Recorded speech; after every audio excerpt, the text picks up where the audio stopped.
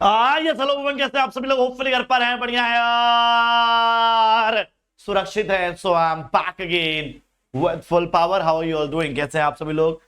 Yes everyone, कैसे हैं आप सभी लोग? जल्दी से बताइए भैया।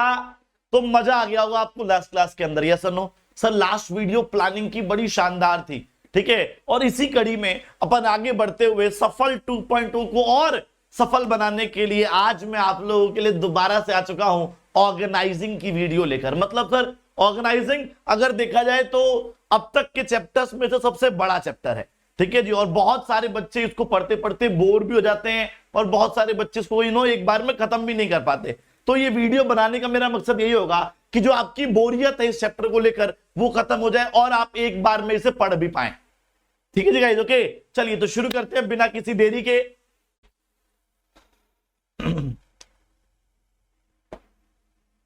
चलो भैया, सो ऑर्गेनाइजिंग हमें पढ़ना है। और सबसे बड़ी बात क्या है जी, आज क्या क्या टॉपिक्स कवर करेंगे एक बार ये जरूर देख लो यार, टॉपिक्स टू बी कवर्ड, ठीक है। तो भैया मीनिंग करेंगे अपन, ऑर्गेनाइजिंग का मतलब क्या होता है, ठीक है जी। ओके, डेफिनेशन देखेंगे उसकी। उसके बाद ऑर्गेनाइजेशनल स्ट्रक्चर के बारे में पढ़ेंगे। उसके बाद types of organization, functional and divisional के बारे में पढ़ा जाएगा। उसके बाद फॉर्मल एंड इनफॉर्मल ऑर्गेनाइजेशन पढ़ेंगे। उसके बाद डेलीगेशन और लास्ट में डिसेंट्रलाइजेशन गाइस, ठीक है। तो आज की क्लास के अंदर अपन ये 7 टॉपिक्स पढ़ने वाले हैं, ठीक है। आज की क्लास के अंदर गाइस अपन ये 7 टॉपिक्स पढ़ने वाले हैं। चलिए बिना किसी देरी के शुरू करते हैं गाइस, ठीक है, ओके। चलो भैया मीनिंग, सबसे पहले मीनिंग पे आते हैं कि what is the meaning of organizing guys, ठीक है। ऑर्गेनाइजिंग का एक मतलब देखो यार। अच्छा जी, तो यहां पर लिखा है गाइस ऑर्गेनाइज। अच्छा, कोई मुझे मतलब बताएगा what is the meaning of organizing? पहले तो ऑर्गेनाइजिंग पे आ जाओ यार। What is the meaning of organizing guys? Organizing का मतलब क्या होता है? सर ऑर्गेनाइजिंग का मतलब तो नहीं पता, लेकिन ऑर्गेनाइजिंग में से एक वर्ड निकलता है ऑर्गेनाइज।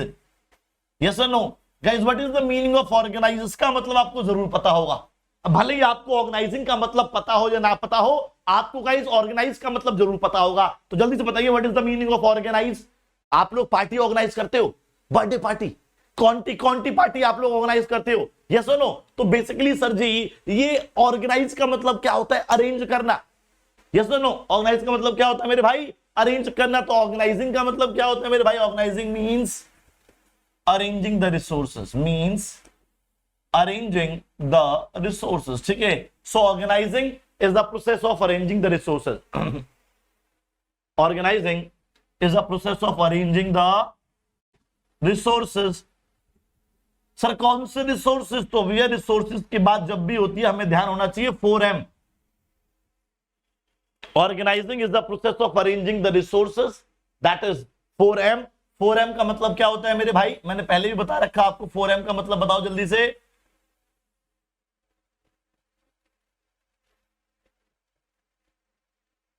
सर जी मैन, मशीन, मनी और material. Sir man, machine, money, material. क्या बोला भैया मैंने बोला मैन, मशीन, मनी और मटेरियल। इन सभी चीजों को अरेंज करने के प्रोसेस को अपन ऑर्गेनाइजिंग कहते हैं। So organising is the process of arranging the resources, is the process of arranging the resources, ठीक है जी। तो ऑर्गेनाइजिंग वो प्रक्रिया है इकबाल को जिसके द्वारा रिसोर्सेज को अरेंज किया जाता है। कौन से resources? 4M, man, machine, money, material. Sir मतलब ये देखो, प्लानिंग के अंदर आप लोगों ने प्लान्स बनाए थे कि नहीं बनाए थे? यस सर, बिल्कुल बनाए थे। तो प्लानिंग के अंदर जो आप लोगों ने प्लान्स बनाए हैं, उन प्लान्स के बेसिस पर अपन रिसोर्सेज अरेंज कर रहे हैं। प्लानिंग के अंदर आप लोगों ने जो भी ऑब्जेक्टिव सेट किए हैं, उस ऑब्जेक्टिव को अचीव करने के लिए अपने को कुछ रिसोर्सेज चाहिए और उन रिसोर्सेज को अरेंज करना is known as organizing. So organising is the process of arranging the resources, that is man, machine, money, material, ठीक है जी गाइस। मैन, मशीन, मनी और मटेरियल, इन सभी चीजों को अरेंज करने के प्रोसेस को क्या बोलते हैं गाइस? ऑर्गेनाइजिंग बोलते हैं। So organising is the process of arranging the resources, that is man, machine, money, material. Okay everyone, तो मैं यहां डिफाइन लिख दूं एक बार। Organising is the process of arranging the resources that is 4M man machine money material. Sir man machine money material, इन सभी चीजों को अरेंज करना as per planning.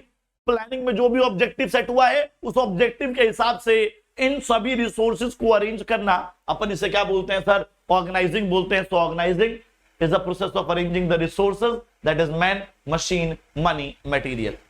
Done everyone? Done है क्या? चलिए सर, अगर डन है तो आगे बढ़ते हैं। एक और सेकंड डेफिनेशन बाल को हमारे सामने, ये कहीं ना कहीं जो डेफिनेशन है ना, ये ऑर्गेनाइजिंग प्रोसेस से बनी हुई है। ठीक है, तो एक बार देखते हैं सर। ऑर्गेनाइजिंग भैया एक ऐसा प्रोसेस होता है जिसके थ्रू अपन आइडेंटिफाई करते हैं वर्क को। भैया काम को आइडेंटिफाई करेंगे, उसके बाद उसी वर्क का ग्रुप बनाएंगे। ठीक है, so identification of work, grouping of work. भैया एक बात बताओ, ऑर्गेनाइजिंग करने से पहले जब आपको लोगों को अरेंज करना है, रिसोर्सेज को अरेंज करना है, तो अरेंज करते टाइम आप लोग क्या करोगे? सर जी अपन अरेंज करते टाइम काम को आइडेंटिफाई करेंगे। अरेंज करने के लिए सबसे पहले तो आइडेंटिफाई करना पड़ेगा ना कि अरेंज क्या करना है। So organising is the process of arranging the resources, organising is the process of grouping the work, organising is the process of establishing authority responsibility relationship among them. उन सभी जो भी काम हमने आइडेंटिफाई किए हैं उन सब के बीच में एक रिलेशनशिप स्टैब्लिश करना पड़ता है। ठीक है, तो ये बाल को सेकंड डेफिनेशन है। पहली वाली आप तो जल्दी इजी याद कर पाएंगे तो उसे याद कर लेना, कोई दिक्कत नहीं है। ठीक है, चलो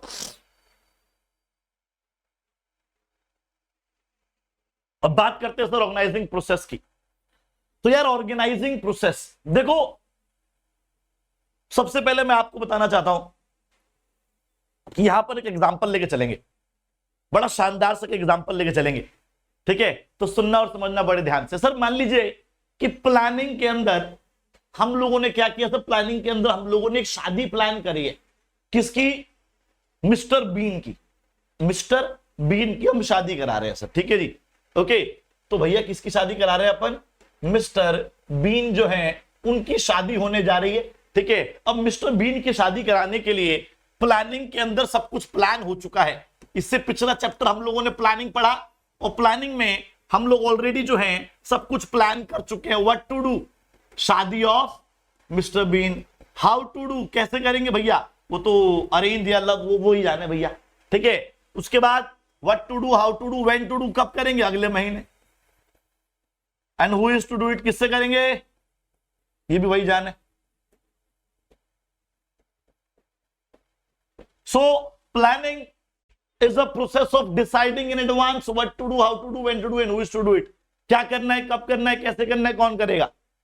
What to do, how to do, when to do and who is to do it। क्या, कब, क्यों, कैसे, इन सभी क्वेश्चंस को एडवांस में फाइंड आउट करने के प्रोसेस को अपन ऑर्गेनाइजिंग कहते हैं गाइस, या प्लानिंग कहते हैं? प्लानिंग कहते हैं, लेकिन प्लानिंग के बाद अपन जो अरेंज करते हैं उसे ऑर्गेनाइजिंग कहते हैं। तो what to do, how to do, when to do and who is to do it, क्या करना है, कब करना है, कैसे करना है, कौन करेगा, ये सारे काम मैं प्लानिंग में कर चुका हूं। व्हाट टू डू, शादी of mister been. How to do, arrange marriage mister bean की। When to do it, next month. Who is to do it, भैया वो जाने, मिस्टर बीन ही। मिस्टर बीन जो मिस्टर बीन ही से शादी करेंगे। ओके, तो सब कुछ प्लान्ड है। अब इस प्लान के अकॉर्डिंग हमारा काम क्या है यार? हमारा काम है उनके लिए रिसोर्सेज को अरेंज करना। उनके लिए रिसोर्सेज को अरेंज करना पड़ेगा ना यार। प्लान तो बन चुका है लेकिन अभी अपने को अरेंज करनी पड़ेगी सारी चीजें। तो जो सारी चीजें जहां पर अरेंज होती हैं शादी के लिए, उस प्रोसेस को अपन ऑर्गेनाइजिंग कहते हैं गाइस। ठीक है जी, ओके। अब एक बात बताओ, ऑर्गेनाइजिंग प्रोसेस का पहला स्टेप क्या होगा?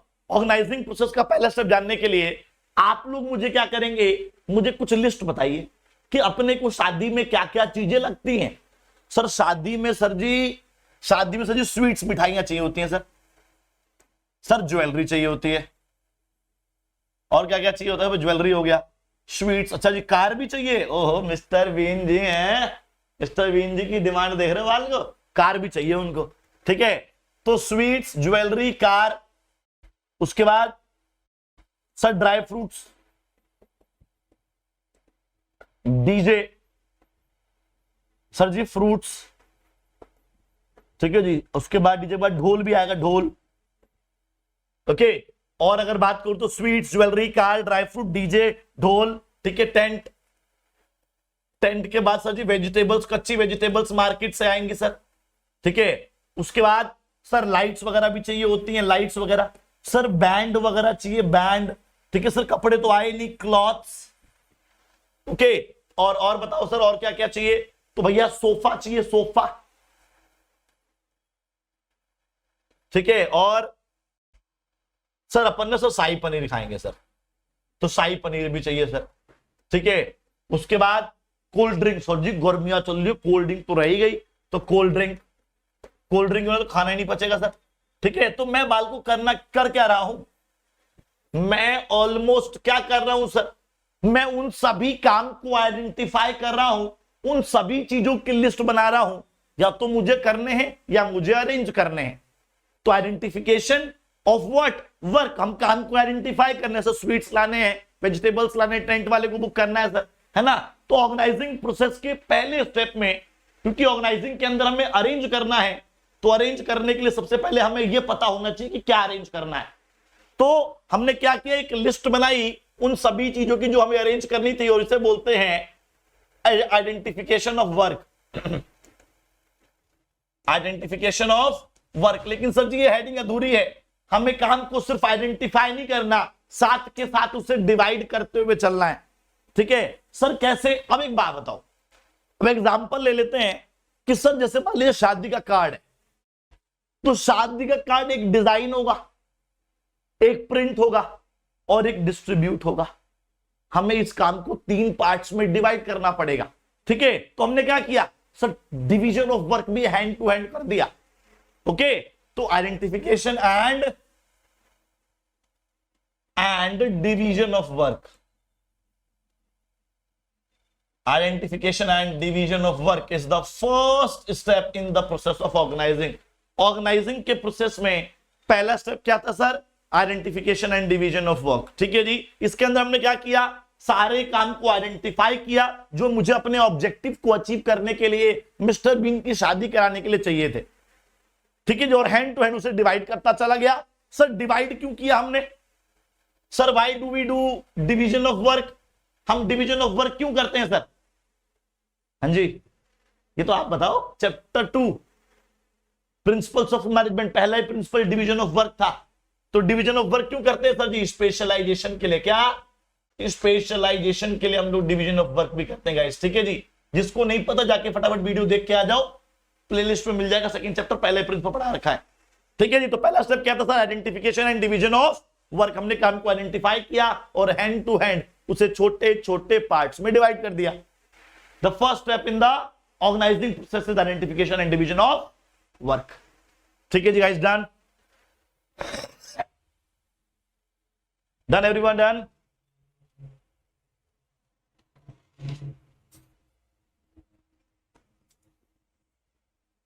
चलो सर आगे बढ़ते हैं अगर डन है तो। अब लेकिन बात को एक बात बताओ यार, लिस्ट जो है ना थोड़ी सी अनऑर्गेनाइज्ड लग रही है यार, जो लिस्ट है गाइस थोड़ी सी अनऑर्गेनाइज्ड लग रही है। एक काम करते हैं, इस लिस्ट को थोड़ा ऑर्गेनाइज करते हैं, दोबारा से सेम लिस्ट बनाते हैं लेकिन थोड़े अच्छे मैनर में ना, ठीक है। चलो एवरीवन आगे बढ़ते हैं सर। तो अब मैंने क्या किया, एक बार खाने के आइटम बताओ बस, आप खाने पीने के आइटम। सर खाने पीने के आइटम, स्वीट्स हो गए सर, सर फ्रूट्स हो गए सर जी, ड्राई फ्रूट्स हो गए, ड्राई फ्रूट्स, तो स्वीट्स, फ्रूट्स, ड्राई फ्रूट्स, ठीक है। और सर कोल्ड ड्रिंक थी अपनी, सर शाही पनीर, सर नान, सर कॉफी, है ना। तो मैंने क्या किया, उन सब चीजों की लिस्ट बना ली, खाने पीने वाले की लिस्ट एक साइड कर दी। चलो भैया आगे आ जाओ सर, गाने बजाने पे आ जाओ। डीजे, ढोल, बैंड, ठीक है जी, डीजे ढोल बैंड, और डीजे ढोल बैंड और संगीत टाइप होता है ना कुछ गाइस, है ना। तो वो सब चीज जो भी एक दो चीजें और रह गई, हमने अलग कर दिया सर उसे, डीजे नाइट आ जाओ सजावट पे आ जाओ। Tent, sofa, chairs, lights, flowers, है ना, स्टेज। ओके, तो जो दो चार चीजें थी हमने वो अलग कर दी गाइस। ठीक है, आगे बढ़ते हैं sir.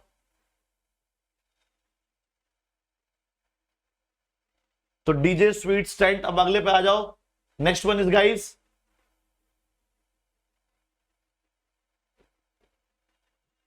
Everyone, the last one is जो मार्केट से आएगा, ज्वेलरी, क्लॉथ्स। कार की बात हुई थी, कार। सर अनकुक्ड वेजिटेबल्स, कच्ची सब्जियां। सर मसाले, है ना सर, पनीर कच्चा आएगा सर, कच्चा पनीर। और भी जो दो चार चीजें थी सर हमने वो अलग कर दी सर। तो अगर आप ध्यान दे तो मैंने किया क्या सर, सेकंड स्टेप के अंदर एक जैसे दिखने वाले कामों को अलग अलग कर दिया। खाना पीना एक तरफ, गाना बजाना एक तरफ, सजावट एक तरफ, और मार्केट से चीजें जो आनी है वो एक तरफ, है ना, है ना गाइस। चलिए सर, एवरीवन इतना क्लियर है। तो अब एक बात समझ लो कि मैंने किया क्या। सर मैंने एवरीवन मैंने क्या किया सर, मैंने ग्रुपिंग करी। क्या किया मैंने भाई, ग्रुपिंग करी। किसकी सर, सिमिलर नेचर टास्क की। सिमिलर नेचर टास्क की मैंने ग्रुपिंग कर दी। उसके बाद क्या कर दिया सर, उनका कन्वर्टिंग कर दिया। किसमें कन्वर्टिंग कर दिया जी सर, लार्जर यूनिट्स में। सर आपने तो कोई कन्वर्ट नहीं किया तो कर देते हैं मेरे भाई। ये हो गया केटरिंग डिपार्टमेंट, ये हो गया साउंड एंड म्यूजिक डिपार्टमेंट, ये हो गया डेकोरेशन डिपार्टमेंट, और ये हो गया बालको शॉपिंग डिपार्टमेंट। मैंने ग्रुपिंग करने के बाद लार्जर यूनिट्स में कन्वर्ट कर दिया, है ना। Catering, sound and music, sir decoration, sir shopping and marketing, है ना। ओके, तो मैंने क्या किया सर, ग्रुपिंग कर दिया, सिमिलर नेचर टास्क का कन्वर्ट कर दिया लार्जर यूनिट्स में। These larger units are known as departments. Sir इन लार्जर यूनिट्स को अपन डिपार्टमेंट्स कहते हैं sir. And the whole process of creating departments is known as departmentalisation sir. It is also known as departmentation sir. तो departmentalisation और departmentation, ठीक है जी sir. Departmentalisation और डिपार्टमेंटेशन का मतलब क्या होता है सर, डिपार्टमेंटलाइजेशन और डिपार्टमेंटेशन वो प्रोसेस है जिसके थ्रू अपन क्या करते हैं सर, एक जैसे दिखने वाले कामों का ग्रुप बनाकर उन्हें लार्जर यूनिट्स में कन्वर्ट कर देते हैं। These larger units are known as departments and the whole process is known as departmentalization. जोर से बोलो, क्लियर है? ठीक है सर। तो डिपार्टमेंटलाइजेशन और departmentation is the process of grouping the similar nature task and converting them into the larger units called departments. ठीक है, तो पहले स्टेप में हमने काम को आइडेंटिफाई किया, और दूसरे स्टेप में एक जैसे दिखने वाले कामों के ग्रुप बना बना के उन्हें डिपार्टमेंट्स में कन्वर्ट कर दिया। ठीक है जी, डन है जी, डन सर। चलिए सर आगे बढ़ते हैं।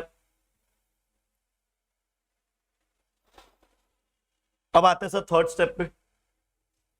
द थर्ड स्टेप के बाल को एक बार जल्दी सुनना प्लीज, समझना प्लीज बड़ी बातों को ध्यान से। क्या कि सर अब मैंने क्या किया सर, काम को असाइन करना है सर। हम जब डीजे आएगा तो डीजे किसका आएगा, है ना जी। ओके सर, अगर केटरिंग वाले होंगे तो पंडित जी केटर्स होंगे, अग्रवाल केटर्स होंगे, ठीक है जी। ओके, तो वो केटरिंग का काम किसको देना है सर, शादी का कार्ड बनेगा तो कौन बनवाएगा, कौन बंटवाएगा, कौन छपवाएगा, ठीक है। तो हमने क्या करना है सर, काम को सौंपना है, काम को सौंपना है। So the third step in the organising process is assignment of duties. assignment of duties according to skills, knowledge, talent creativity, intelligency etcetera. Done everyone. तो according to the according to the skills, knowledge, talent, creativities, है ना, intelligence etcetera. तो जी मैं आपको काम सौंपूंगा आपके skills के basis पर, आपके नॉलेज, टैलेंट, कॉम्पिटेंसी, योग्यता के बेसिस पर, आपकी क्रिएटिविटी कितनी अच्छी है उसके बेसिस पर आपको काम सौंपा जाएगा।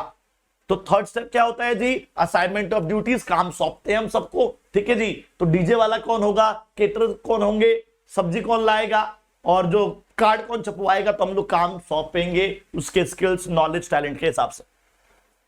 ठीक है जी गाइस, डन है guys. Sir the last step is establishing reporting relationship. Establishing reporting relationship. Sir establishing reporting relationship में क्या होता है एवरीवन?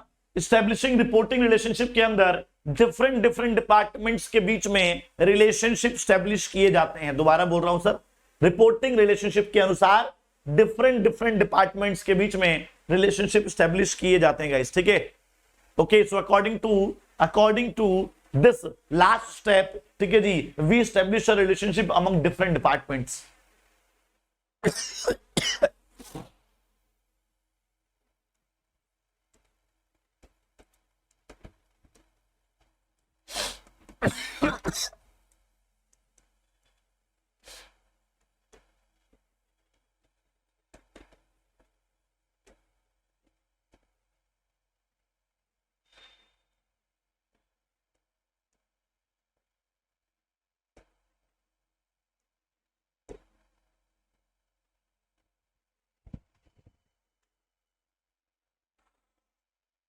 तो भैया कौन किसको रिपोर्ट करेगा और कौन किससे ऑर्डर लेगा एवरीवन? कौन किसको रिपोर्ट करेगा और कौन किससे ऑर्डर लेगा? क्या है सर जी ये एवरीवन? ये क्या है? कौन किसको रिपोर्ट करेगा, कौन किससे ऑर्डर लेगा, ठीक है। ये चीजें अपन स्टैब्लिश करते हैं guys. So establishing reporting relationship is the last step in the organising process, जिसके अंदर डिफरेंट ग्रुप्स, डिफरेंट डिपार्टमेंट्स के बीच में एक रिलेशनशिप स्टैब्लिश किया जाता है। ओके एवरीवन, क्लियर है क्या? और वो रिलेशनशिप स्टैब्लिश करने के लिए अपने को इन दो क्वेश्चंस के आंसर ढूंढने पड़ेंगे कि कौन किसको रिपोर्ट करेगा, कौन किससे आंसर लेगा। भाई जब तेरा काम पूरा हो जाए ना, तू उसको जाके रिपोर्ट कर दियो, और जब उसका काम पूरा हो जाए तो वो तेरे को आके ऑर्डर दे देगा, है ना। तो ऐसे कुछ हम अपन क्या करेंगे सर, ऐसे कुछ अपन रिलेशनशिप स्टैब्लिश कर देंगे। ओके, सो ये चार स्टेप थे गाइस ऑर्गेनाइजिंग प्रोसेस के: identification and division of work, departmentalisation, assignment of duties and establishing reporting relationship. Done everyone? पहला स्टेप आइडेंटिफिकेशन और डिवीजन ऑफ वर्क, दूसरा डिपार्टमेंटलाइजेशन, तीसरा असाइनमेंट ऑफ ड्यूटीज, चौथा एस्टेब्लिशिंग रिपोर्टिंग रिलेशनशिप। डन है क्या?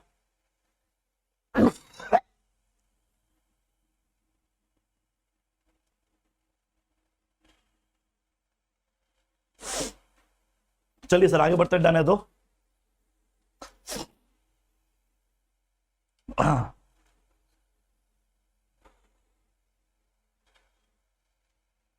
आ जाओ sir, organizational structure की तरफ मूव करते हैं sir. Organizational structure. Sir what is the meaning of structure? Sir structure का मतलब होता है शेप। स्ट्रक्चर का मतलब क्या होता है सर? स्ट्रक्चर का मतलब होता है शेप। किसी भी शेप को अपन स्ट्रक्चर कहते हैं sir. And what is the meaning of organizational structure? The shape of the organization. The shape of the organization is known as organisational structure guys, ठीक है। जैसे भैया किसी भी चीज की शेप होती है, इस रूम की एक शेप है, इस बोर्ड की एक शेप है, मेरी एक शेप है, आपके लैपटॉप, आपके फोन की एक शेप है। सिमिलरली ऑर्गेनाइजेशन की भी एक शेप होती होगी, और उसी शेप को अपन क्या बोलते हैं सर? ऑर्गेनाइजेशनल स्ट्रक्चर कहते हैं गाइस, ठीक है। So the shape of the organisation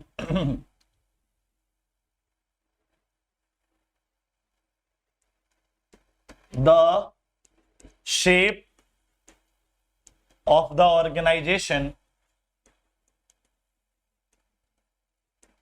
is known as organizational structure. The shape of the organization is known as organizational structure. Sir organization की शेप को अपन क्या बोलते हैं सर? ऑर्गेनाइजेशनल स्ट्रक्चर कहते हैं. The shape of the organization is known as organisational structure. Guys done है क्या? डन है क्या गाइस? चलिए एक और डेफिनेशन देता हूं, बड़ी प्यारी सी डेफिनेशन है. एक बात बताओ, अब आप जितना भी पढ़ाई वाला या पढ़ाई के अलावा भी जो भी काम करते हैं अपने घर के अंदर चार दीवारी में करते हैं सर, ठीक है जी, मेनली जो करते हैं, ओके, सोना उठना बैठना, तो वो सब काम सर चार दीवारी के अंदर होते हैं, उस फ्रेमवर्क के अंदर होते हैं. वैसे ही कंपनी के अंदर भी दो तरह काम होते हैं मेरे भाई. एक होता है मैनेजीरियल वर्क, एक होता है ऑपरेशनल वर्क. तो जितना भी मैनेजीरियल वर्क है और जितना भी ऑपरेशनल वर्क है, वो सारे काम जिस दायरे के अंदर होते होंगे गाइस, उस दायरे को अपन क्या बोलते हैं जी? Organisational structure. ठीक है, तो ये डेफिनेशन बाल को बड़ी शानदार डेफिनेशन जो आपको बुक में मिल जाएगी. क्या? Organizational structure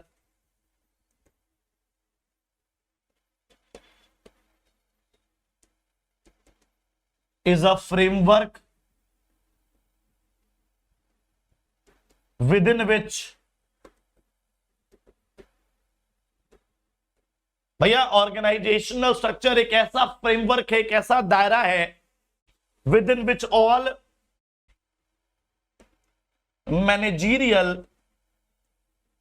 and operational tasks are performed. तो भैया जिस दायरे में सारे मैनेजीरियल, क्या बोला मैंने? जिस दायरा सर, ऑर्गेनाइजेशनल स्ट्रक्चर एक फ्रेमवर्क है, एक दायरा है जिसके अंदर सारे managerial and operational task perform किए जाते हैं. तो वो दायरा जिसके अंदर सारे managerial and operational task perform किए जाएंगे, दैट दायरा will be known as organisational structure. Guys done है क्या? डन है क्या? चलिए सर, तो organizational structure is the framework within which all managerial and operational task are performed. तो भैया कुछ इस तरह का होता है ऑर्गेनाइजेशनल स्ट्रक्चर. जब मान लीजिए भैया टॉप पे एक बंदा, उसके नीचे दो लोग हैं, उन दोनों के नीचे तीन तीन लोग हैं, तो एक स्ट्रक्चर टाइप दिख रहा है आपको, ये सुनो, and this structure is known as organisational structure. Guys ठीक है जी, okay. So organisational structure is the outcome of the organising process. याद रखना. हाँ भैया, ऑर्गेनाइजेशनल स्ट्रक्चर जो होता है ना, वो ऑर्गेनाइजिंग प्रोसेस से बनता है. तो कोई आपसे पूछे कि भैया ऑर्गेनाइजेशनल स्ट्रक्चर कैसे बनता है, so it is made through the organizational process.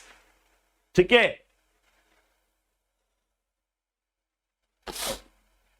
अब डेफिनेशन पे आ जाओ. Organizational structure is a framework within which are all the managerial functions and operational functions are performed. ठीक है जी. और जो स्ट्रक्चर है, it is narrow from top and it is wider from bottom. Sir मतलब ये देखो, it is narrow from top and it is wider from bottom. ठीक है जी, तो it is narrow from top and it is wider from bottom. Done everyone? Clear हो गया organisational structure. चलिए सर आगे बढ़ते हैं, आगे समझते हैं चीजों को. अब सर जी ऑर्गेनाइजेशनल स्ट्रक्चर जो होता है ना, वो स्पैन ऑफ मैनेजमेंट के बेसिस पे बनता है. सर ये स्पैन ऑफ मैनेजमेंट क्या है? अब मान लीजिए मैं एक बार में 2000 बच्चों को अच्छे से पढ़ा सकता हूं. So what is my span of management? 2000 students. ऐसे ही एक कंपनी के अंदर मैनेजर के अंदर भी 50 मैनेजर को, 50 लोगों को, 50 वर्कर को मैनेज कर पाता है, तो 50 वर्कर उसके लिए क्या होगा? Span of management. तो एक सुपीरियर कितने सबऑर्डिनेट्स को, एक मैनेजर कितने सबऑर्डिनेट्स को अच्छे से मैनेज कर रहा है, उसे बोलते हैं span of management. So span of management refers to number of subordinates that can be effectively managed by a superior. कितने सबऑर्डिनेट्स को एक सुपीरियर मैनेज कर रहा है, उसे बोलते हैं span of management. Done everyone? चलिए सर, अब स्पैन ऑफ मैनेजमेंट जितना छोटा होगा, स्ट्रक्चर उतना ही बड़ा होगा. और स्पैन ऑफ, मान लो भैया मैं कम लोगों को मैनेज करूंगा, मतलब स्पैन ऑफ मैनेजमेंट नैरो है। तो अगर नैरो स्पैन ऑफ मैनेजमेंट है, कम लोगों को मैनेज करोगे तो स्ट्रक्चर बड़ा बनेगा, और ज्यादा लोगों को मैनेज करोगे तो स्ट्रक्चर फ्लैट बनेगा, ध्यान रखना, ठीक है। Narrow span of management result in tall structure, whereas wider span of management result in flat structure. अलग से एमसीक्यू में आ जाता है कभी कभी, है ना, कि narrow span of management result in what, ठीक है, या रिजल्ट ऑफ व्हाट। तो और नैरो स्पैन ऑफ मैनेजमेंट जो है उसका रिजल्ट क्या होता है मेरे भाई, tall structure, and wider span of management का रिजल्ट होता है flat structure. Clear guys, done है क्या? चलिए आगे बढ़ते हैं। अब जो ऑर्गेनाइजेशनल स्ट्रक्चर है ना यार, वो दो तरह के होते हैं सर। ऑर्गेनाइजेशनल स्ट्रक्चर गाइस दो तरह के होते हैं, एक बार समझते हैं जी।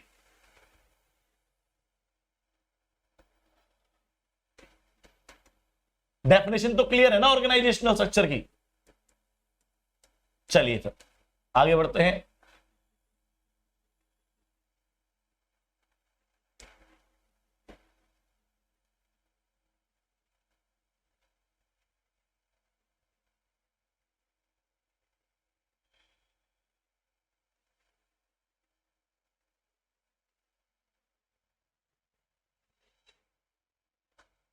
सर ऑर्गेनाइजेशनल स्ट्रक्चर सर जी दो तरह का होता है।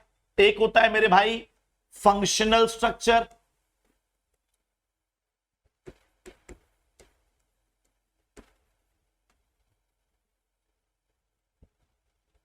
और एक होता है मेरे भाई divisional structure.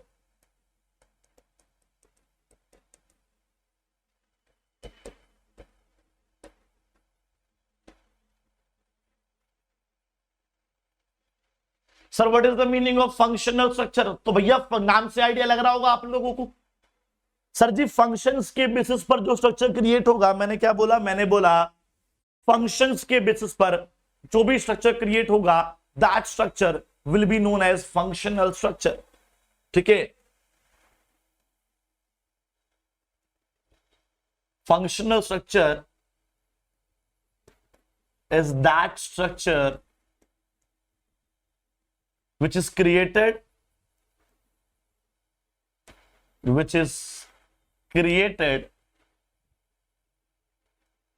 according to major functions।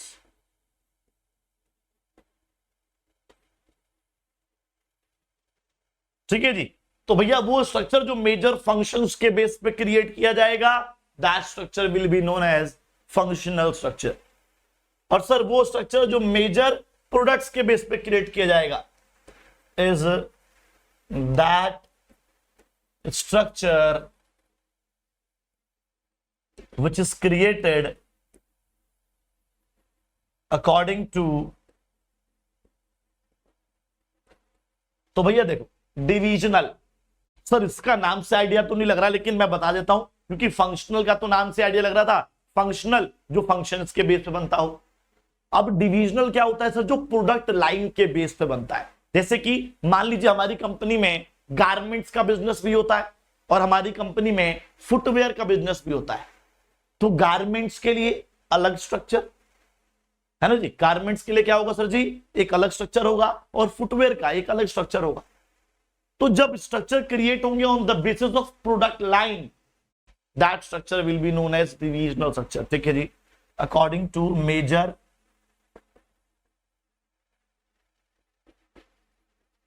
product line।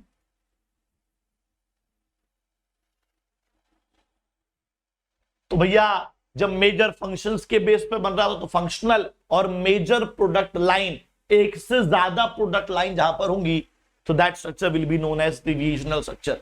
चलो एक और हिंट देता हूं भैया मैं आप लोगों को। सर फंक्शनल स्ट्रक्चर जो होता है ना, वहां पर ओनली वन प्रोडक्ट लाइन होगा। मतलब जब क्वेश्चन में आपको सिर्फ एक प्रोडक्ट लाइन दिख जाए तो भी आंसर फंक्शनल है। तो फंक्शनल स्ट्रक्चर को पहचानने के दो तरीके हैं सर जी, या तो क्वेश्चन के अंदर फंक्शंस की बातें कर रखी होंगी तो आंसर फंक्शनल होगा, या फिर क्वेश्चन के अंदर सिर्फ एक ही प्रोडक्ट लाइन की बात कर रखी होगी तो आंसर फंक्शनल होगा। ठीक है जी, when there will be more than one product line तो आंसर डिविजनल होगा मेरे भाई। ठीक है जी, ओके एवरीवन, क्लियर है? जल्दी बताओ, क्लियर है क्या? तो आगे बढ़ते हैं फिर। तो in functional structure activities are grouped and departments are created on the basis of specific functions to be perform. जो फंक्शंस हम परफॉर्म करने वाले हैं उसके बेस पर जब स्ट्रक्चर क्रिएट होगा that structure will be known as functional structure. ठीक है जी सर, कौन कौन से फंक्शंस? तो प्रोडक्शन फंक्शन है ना, सेल्स डिपार्टमेंट। ओके, अब एक बार पहले देख लो कि भैया फंक्शनल स्ट्रक्चर होता कैसे है। ठीक है,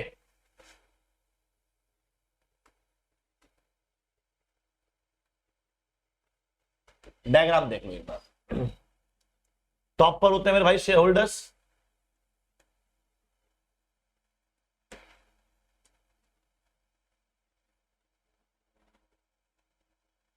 सर उसके नीचे होते हैं सर जी कौन? Board of directors,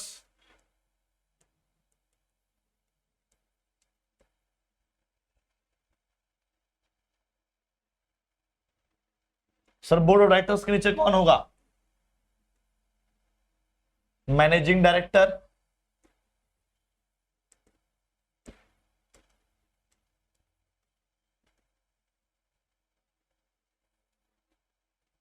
managing director के नीचे सारे फंक्शंस आ जाएंगे।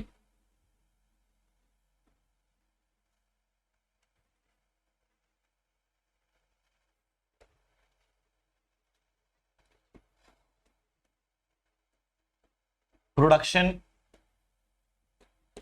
मार्केटिंग, फाइनेंस और एचआर मतलब human resources.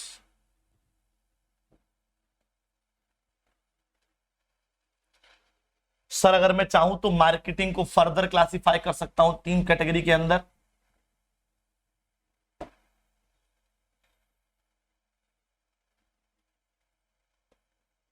Sales, research and development and advertising.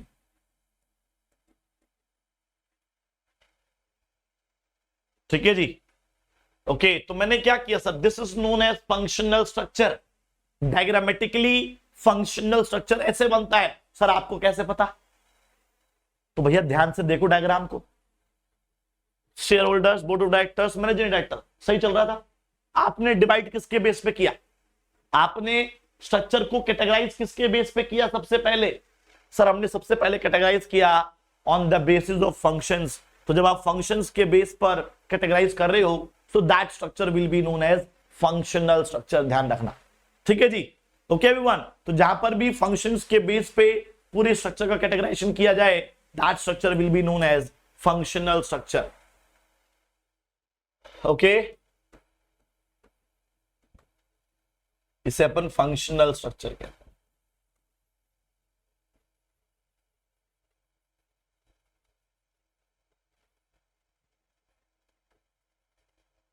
Done भाई?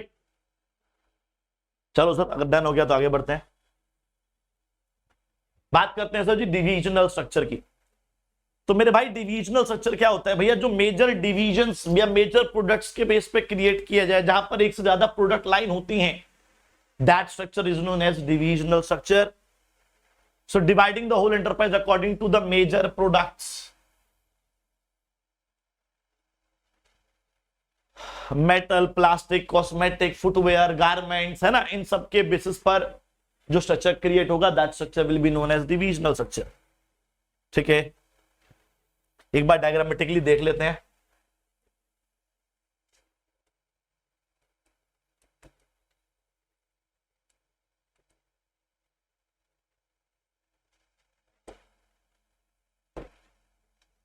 टॉप पर आ गए मेरे भाई शेयर होल्डर्स,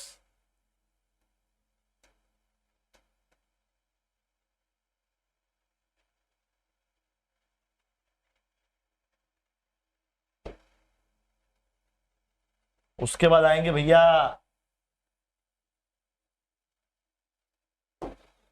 आपके बोर्ड ऑफ डायरेक्टर्स।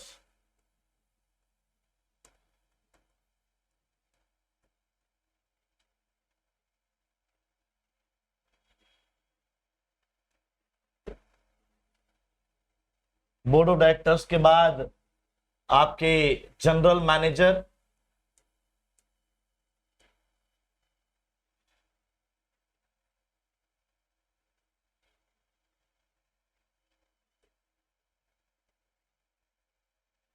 उसके बाद मैंने क्या किया, दो फंक्शंस, दो प्रोडक्ट्स क्रिएट किए।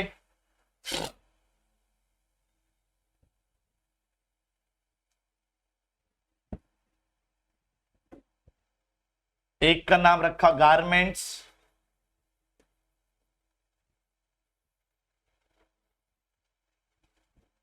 दूसरे का नाम रखा सर जी footwear.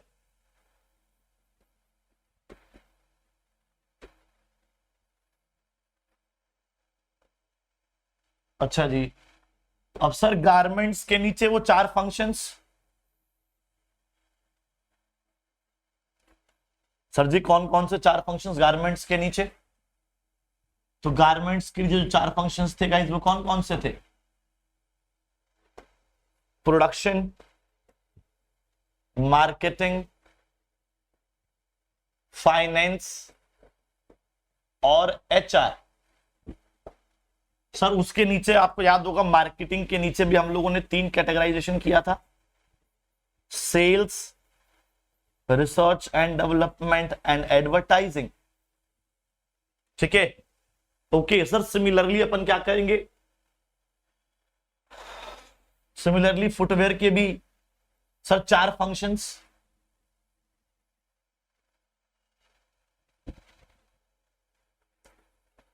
Production, marketing,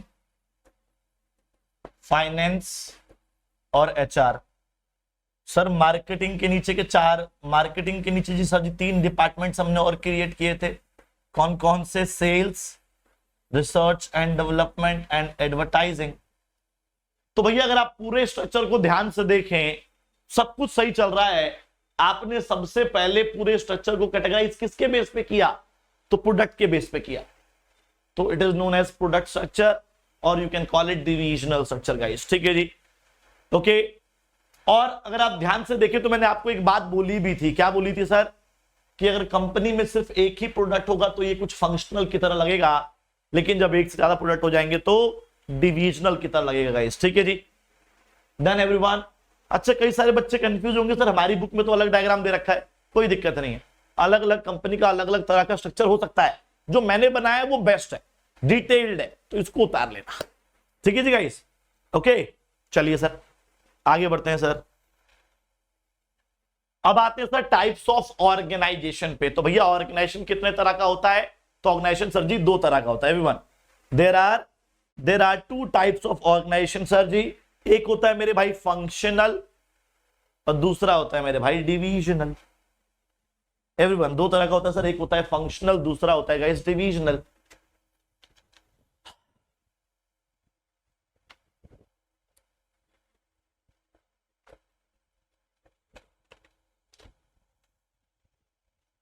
sir functional कैसा होता है? फंक्शनल सर फंक्शंस, सॉरी वो तो स्ट्रक्चर था ना, ये टाइप ऑफ ऑर्गेनाइजेशन है। तो टाइप ऑफ ऑर्गेनाइजेशन भी दो तरह का होता है मेरे भाई, एक होता है फॉर्मल, दूसरा होता है इनफॉर्मल। अच्छा, मुझे आप लोग जरा बताना कि what is the meaning of the formal. Formal का मतलब बताओ जल्दी से। Sir formal formal formal, sir formal तो हम लेटर लिखते हैं, सर फॉर्मल तो हम ड्रेस पहनते हैं। तो सर ये फॉर्मल का मतलब क्या हुआ? फॉर्मल का मतलब होता है मेरे भाई ऑफिशियल। फॉर्मल का मतलब क्या होता है मेरे भाई? फॉर्मल का मतलब होता है ऑफिशियल। तो इनफॉर्मल का मतलब क्या हुआ सर? सर जी इनफॉर्मल का मतलब हुआ अनऑफिशियल। तो formal organisation is the official organization and informal organisation is the unofficial organization. Sir देखो, जहां पर जैसे मैं इमेजिन कराता हूं पहले आपको, फिर पढ़ाऊंगा तो क्लैरिटी मिलेगी। जब आप अपने प्रिंसिपल ऑफिस में जाते हैं तो वहां का माहौल कैसे होता है? सब जब आप जाते हैं ना तो बिल्कुल तैयार यार होके चाय भाई तेरी चिपका के बिल्कुल, सर जी मैं आई कम इन सर, हैं बिल्कुल सेट होके बाजू बाजू नीचे करके है ना, शर्ट की पैंट में अंदर करके फिर जाते हैं आप लोग। क्यों? क्योंकि वहां पर जो स्ट्रक्चर है ना, जो जो आपका माहौल है ना, तो भैया वो क्या है, वो सर जी बड़ा बड़ा फॉर्मल सा है, बड़ा ऑफिशियल सा है, वहां पर रूल्स एंड रेगुलेशन होते हैं। और आपके घर में आपके दोस्त, आपको जो 10 लोगों का जो ग्रुप है, 10 दोस्तों का जो ग्रुप है, वो क्या है, वो इनफॉर्मल हो गया सर। तो जहां पर रूल्स एंड रेगुलेशन है, जहां पर सेट बिहेवियर है, that is known as formal. और जहां पर कोई सेट बिहेवियर नहीं है, जहां मौज मस्ती है, जहां पर आपके सोशल रिलेशंस हैं, that is known as informal guys. ठीक है जी, ओके चलिए और डिटेल में पढ़ते हैं इसको।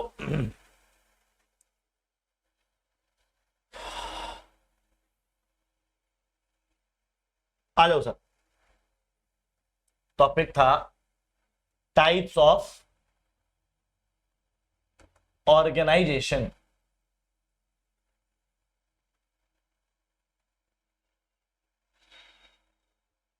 तो ऑर्गेनाइजेशन के गाइस दो टाइप्स होते हैं, अभी हमने जस्ट देखा। कौन कौन से सर? सर जी एक होता है फॉर्मल ऑर्गेनाइजेशन और एक होता है मेरे भाई informal organization.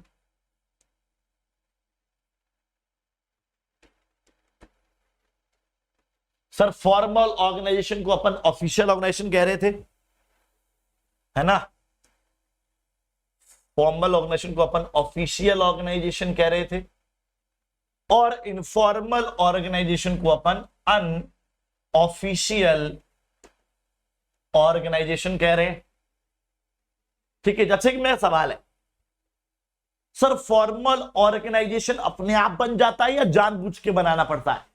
Sir rules and regulation वाला माहौल जहां पर बड़ा स्ट्रिक्ट बिहेवियर हो, सर ऐसी चीजें तो जानबूझ के क्रिएट होती है, अपने आप तो होती नहीं है सर। लेकिन जो आपके घर का माहौल है सर, वो तो अपने आप बन गया। जो आपके दोस्तों का माहौल था सर, वो भी अपने आप बन गया। तो फॉर्मल ऑर्गेनाइजेशन जानबूझकर क्रिएट किया जाता है और इनफॉर्मल ऑर्गेनाइजेशन ऑटोमेटिकली क्रिएट हो जाता है गाइस। ठीक है जी, ओके। तो formal organisation is created deliberately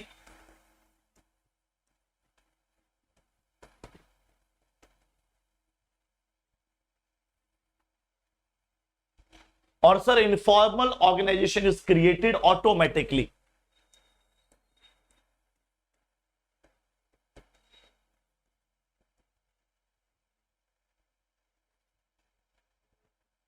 ठीक है सर, तो फॉर्मल जानबूझ के बना, इनफॉर्मल अपने आप बना। डन। अच्छा सर, अपन फॉर्मल ऑर्गेनाइजेशन जानबूझ के क्यों क्रिएट करते हैं? तो यार फॉर्मल रूल्स एंड रेगुलेशन वाला माहौल जहां पर सेट बिहेवियर हो, जहां पर फोकस्ड आदमी हो, तो फोकस किसको लेकर? गोल को लेकर। तो भैया formal organisation is created deliberately to achieve the organizational goals. Organizational goals को अचीव करने के लिए अपन जो स्ट्रक्चर तैयार करते हैं, जो जो ऑर्गेनाइजेशन तैयार करते हैं, उसे क्या बोलते हैं सर? उसे बोलते हैं अपन फॉर्मल ऑर्गेनाइजेशन गाइस। तो क्या बोलेंगे? To achieve organisational goals.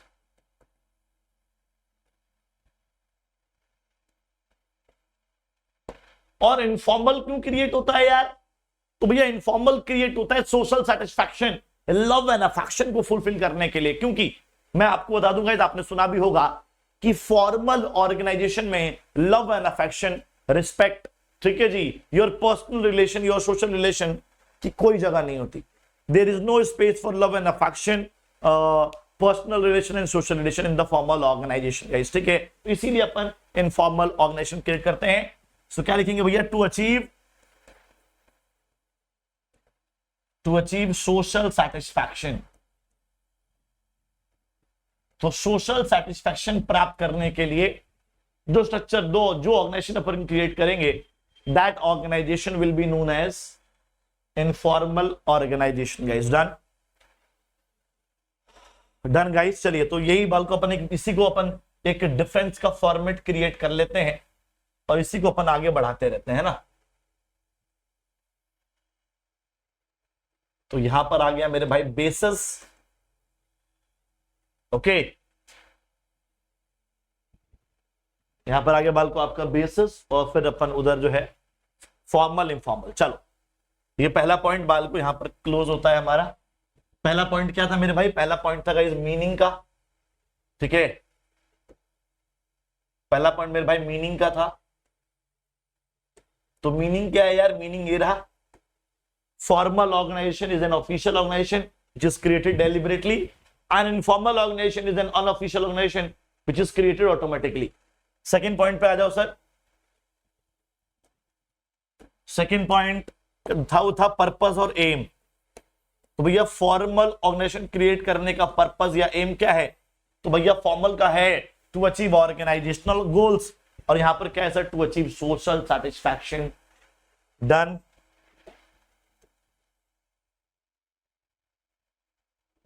आगे बढ़ते हैं सर। अच्छा, फॉर्मल ऑर्गेनाइजेशन में की क्रिएशन कैसे होती है और इनफॉर्मल की क्रिएशन कैसे होती है?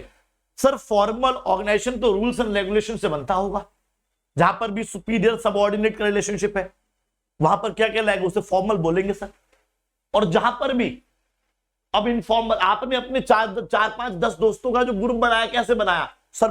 दो चार तो बातचीत करके बन गए, जब पहली बार क्लास में गए बातचीत हुई तो दोस्त बन गए सर। दो चार जो थे मेरे गली पड़ोस के थे, दो चार मेरे फेसबुक फ्रेंड थे, तो ऐसे करके हमने बना लिया एक ग्रुप, है ना।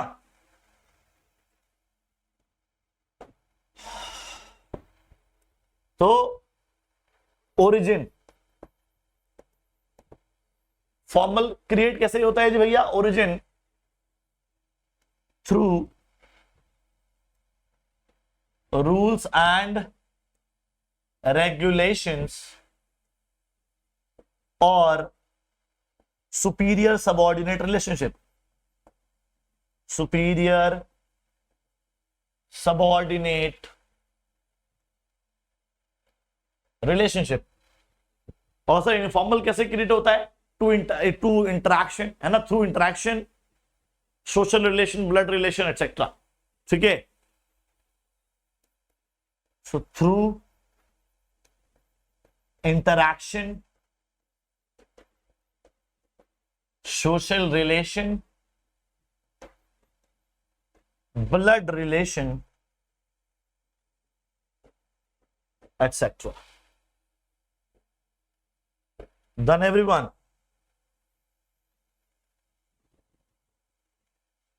चलिए सर आगे बढ़ते हैं।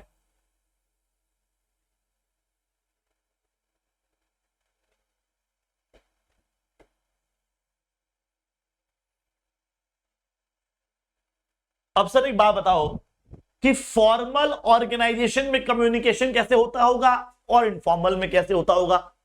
सर फॉर्मल में तो चेन के थ्रू होता होगा सर, और आप बोल सकते हो कि फॉर्मल में अगर चेन के थ्रू हो रहा है तो उसी को अपन स्केलेशन कहते हैं। बिल्कुल सही बात है सर।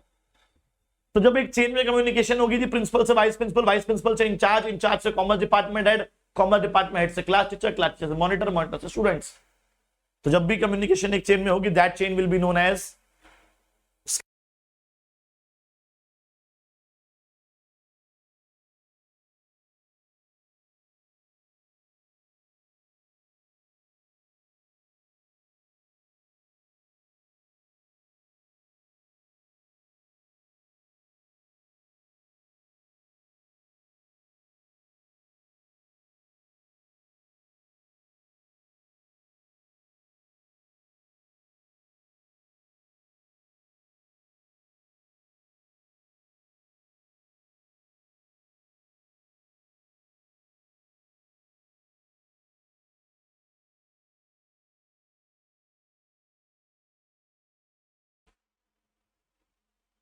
ठीक है जी, डन जी।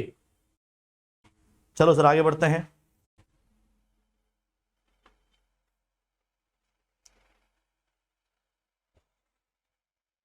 जब कम्युनिकेशन एक चेन में होगी स्केलर चेन, जब फॉर्मल में होगी तो स्केलर चेन, और इनफॉर्मल में होगी तो फ्री फ्लो। ठीक है, अच्छा एक बात बताओ, आपका बिहेवियर फॉर्मल में, आपका बिहेवियर कौन सेट करेगा? सर फॉर्मल ऑर्गेनाइजेशन में मेरा बिहेवियर, जो टॉप, जब मान लो स्कूल जाते हो तो प्रिंसिपल सर जो होते हैं, जो ऑफिस होता है, वो बोलता है कि जा छुट्टी छुट्टी, वो बोलते हैं आज एक्स्ट्रा क्लास तो एक्स्ट्रा क्लास, वो बोलते हैं आज क्लास नहीं होगी, आज टेस्ट होगा, टेस्ट ले लेते हैं। तो सेट बाय टॉप लेवल, हमारा बिहेवियर टॉप लेवल डिसाइड करता है सर। तो क्या लिखेंगे भैया, बिहेवियर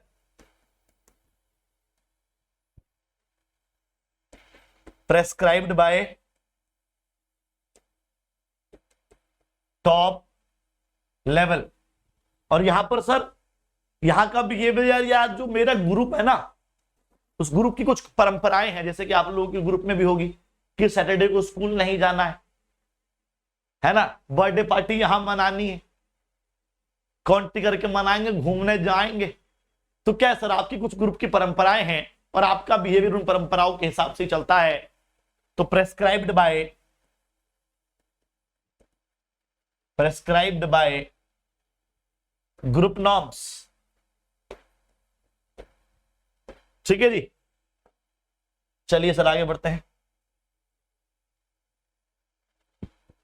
अभी बात बताओ स्ट्रक्चर कैसा होगा सर। फॉर्मल जो है ना, स्ट्रक्चर काफी फिक्स्ड होगा सर, क्योंकि यहां पर रिलेशन चेंज नहीं होते। और जो इनफॉर्मल स्ट्रक्चर होता है गाइस, वो फ्लेक्सिबल होगा, क्योंकि शायद वहां पर रिलेशन चेंज होते रहते हैं सर। ठीक है, ओके।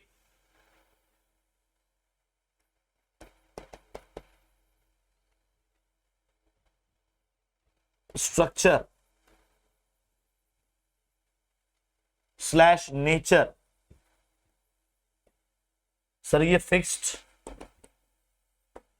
और ये वाला फ्लेक्सिबल। सर ये फिक्स्ड क्यों, क्योंकि यहां पर रिलेशंस फिक्स्ड होते हैं, और ये फ्लेक्सिबल क्यों, क्योंकि यहां पर रिलेशन चेंज होते रहते हैं। ठीक है, fixed because relations do not change frequently, relations do not change frequently. Flexible because relations change frequently. जो चेंज हो जाते हैं बाल को फॉर्मल, और जो चेंज नहीं होते उसे बोलते हैं भैया, नहीं जो चेंज नहीं होते उसे बोलते हैं गाइस फॉर्मल, क्योंकि वो स्ट्रक्चर फिक्स होता है और यहां पर रिलेशंस जो है वो बदलते रहते हैं, इसीलिए इसको फ्लेक्सिबल बोलते हैं गाइस। ठीक है, ओके आगे बढ़ते हैं sir.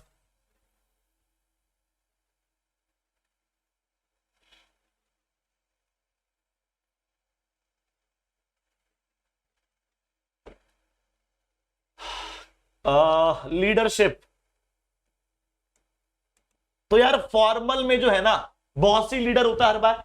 Boss is always the leader guys. क्या लिखेंगे, boss is always the leader.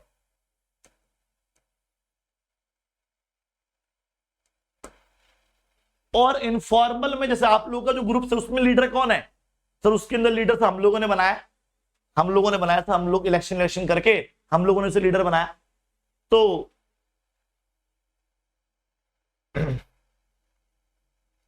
Leader is elected by group, group elect करता है, चुनाव करता है उसका लीडर का।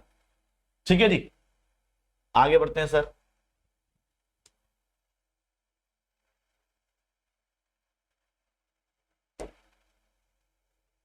सर अथॉरिटी मतलब पावर। तो भैया पावर कहां से आती है फॉर्मल में, तो फॉर्मल ऑर्गेनाइजेशन ऑफिशियल ऑर्गेनाइजेशन के अंदर पावर। सर फॉर्मल और ऑफिशियल में जो पावर है ना सर, जो मुझे लगता है वो मेरी सर पोस्ट से आती है, पोस्ट से। जो मेरी, मान लो जी मैं स्कूल का प्रिंसिपल हूं तो मेरे पूरे स्कूल की पावर है, और अगर मैं वॉचमैन हूं तो लोगों के अंदर आने जाने का इसकी पावर है मेरे पास, है ना। तो पावर जो है मेरी पोस्ट से डिफाइंड होता है। तो authority is prescribed by post slash position. और इनफॉर्मल में पावर कहां से आती है, तो आपके अंदर पर्सनल क्वालिटीज होनी चाहिए। आपकी क्वालिटी होता है ना, आपके ग्रुप में एक पढ़ने वाला बच्चा होगा तो कोई भी पढ़ाई की बात होती है आप उसे आगे कर देते हो। एक लड़ने वाला भी होगा जो कहता है मैं मारूंगा चाट, सबसे पहले चाट सबसे पहले मैं मारूंगा। तो दैट लड़ने वाला बच्चा इज उसकी उसकी पर्सनल क्वालिटीज है, आपने उसे आगे कर दिया, है ना। एक आप में रईस भी होगा, जब पैसे वैसे की बात आती होगी घूमने फिरने की, क्वांटी वॉन्टी की, तो उससे सबसे ज्यादा पैसे ले लेते हैं अपन, है ना। तो क्या है सर जी, authority is prescribed by personal qualities, personal qualities guys. Done, done everyone, बताओ जल्दी से।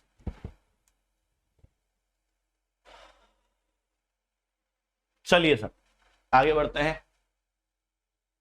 अब आते हैं सर इंटरडिपेंडेंस, इंटरडिपेंडेंस।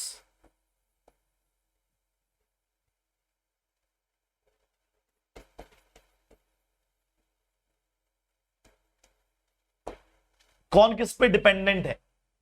तो यार फॉर्मल तो अपने आप बनता है, लेकिन इनफॉर्मल ग्रुप आपके फॉर्मल ग्रुप से बने थे, तो इनफॉर्मल डिपेंड हो गया फॉर्मल पे, और फॉर्मल हो गया इंडिपेंडेंट, है ना। तो भैया ये तो हो गया इंडिपेंडेंट,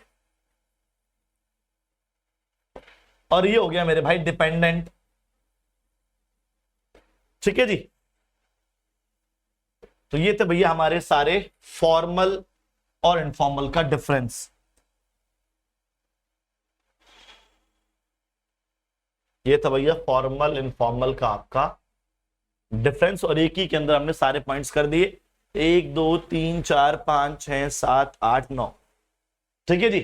ओके, तो ये स्क्रीनशॉट लेना हो बाल को तो ले लेना। डन, चलिए फॉर्मल ऑर्गेनाइजेशन में भी क्लियर है गाइस।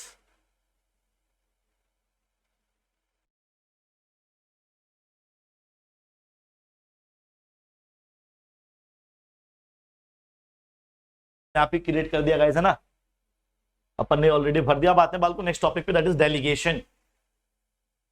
हाँ जी बाल को, what is the meaning of delegation, second last topic बाल को, चैप्टर खत्म होने वाला है। So what is the meaning of delegation everyone? Delegation का मतलब क्या होता है सर? काम सौंपना। क्या मेरे भाई?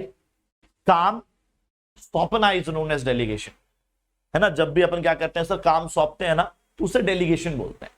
सर काम क्यों सौंपते हैं? जैसे मान लीजिए भैया आप पढ़ा रहे थे, होता आपने स्कूल में देखा भी होगा कि आपकी टीचर पढ़ा रही है, पढ़ाते पढ़ाते वॉचमैन जी आते हैं या आंटी आती हैं, कहती हैं कि जी वो प्रिंसिपल सर ने अर्जेंट बुलाया कि अर्जेंट मीटिंग है। तो आप क्या करते हो? मैडम क्या करती हैं? मैडम मॉनिटर को बुलाती है, बोलती तू क्लास मैनेज कर, मैं मीटिंग अटेंड करने जा रही हूं। तो मैडम ने अपना काम दे दिया, लेस इंपॉर्टेंट वर्क डेलीगेट कर दिया, ठीक है जी। तो डेलीगेशन का मतलब क्या होता है मेरे भाई? डेलीगेशन का मतलब लिख सकते हैं आप सौंपना। ओहो, हिल गया पूरा।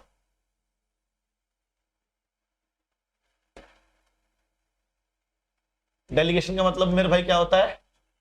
सौंपना, ठीक है जी।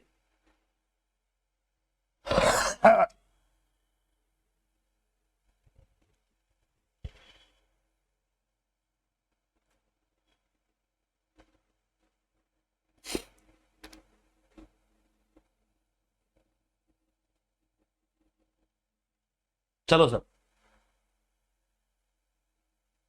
तो what is the definition of delegation? तो ये अपना लेस इंपॉर्टेंट वर्क जो है सबऑर्डिनेट्स को दे देना, बिकॉज आपके पास एक अर्जेंट इंपॉर्टेंट वर्क आ गया है, इसे बोलते हैं मेरे भाई डेलीगेशन। तो delegation means transferring the work, delegation means transferring the work या transferring the less important work, less important work to the subordinate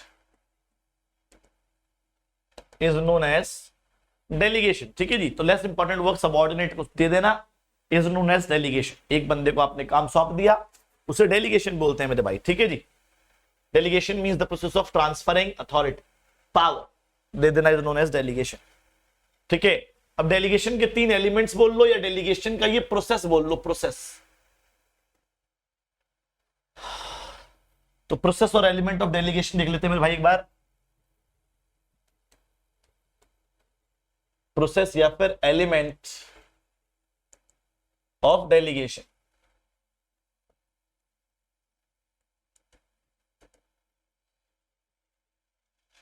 सबसे पहले यार, अब मैडम जा रही थी तो मैडम ने जाते जाते मॉनिटर को बुलाया कि मॉनिटर जी इधर आओ, मैं जा रही हूं मीटिंग अटेंड करने के लिए, अब क्लास को आपको मैनेज करना है।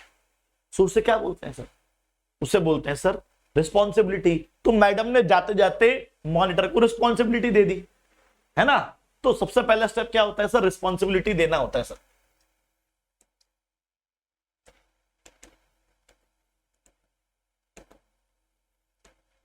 Sir what is the meaning of responsibility? Responsibility का मतलब क्या होता है सर?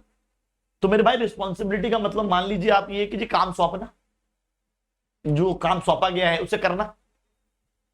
सर मैंने आपको कोई काम दिया, अब मैंने होमवर्क दिया, तो आपके सर पे क्या क्रिएट हो गया? आपके सर पे एक बोझ क्रिएट हो गया कि यार अनुराग सर ने काम दिया है, क्लास में जाने से पहले पूरा करना है।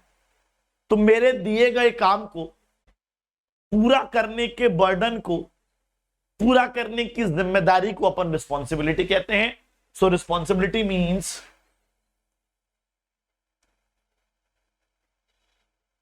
The obligation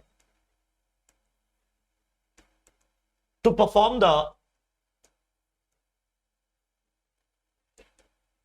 given task.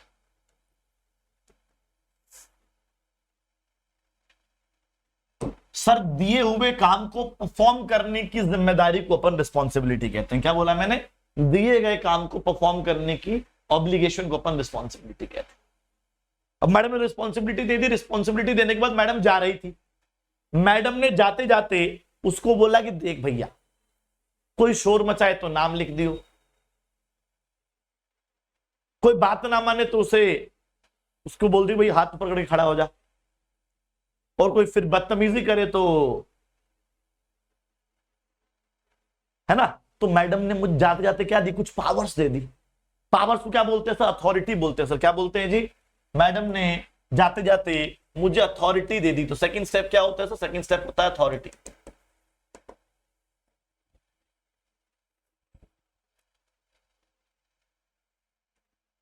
Authority means power to command, power to command, है ना। नाम लिखने की, खड़ा करने की, चाटे मारने की पावर दे दी मैडम ने, है ना।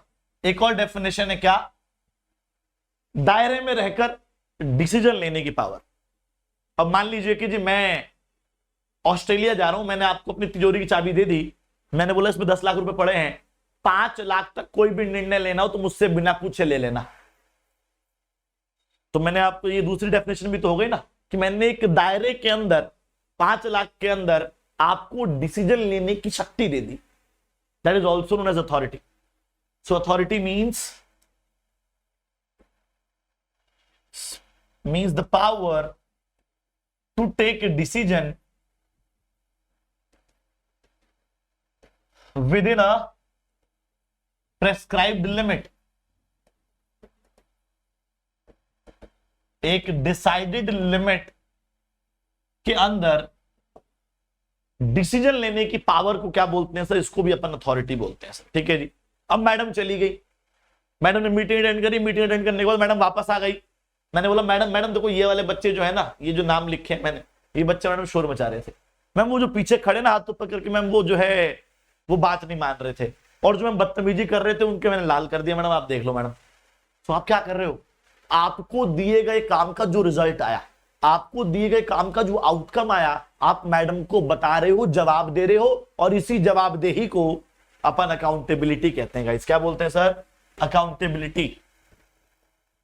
So third one is guys accountability. So accountability means the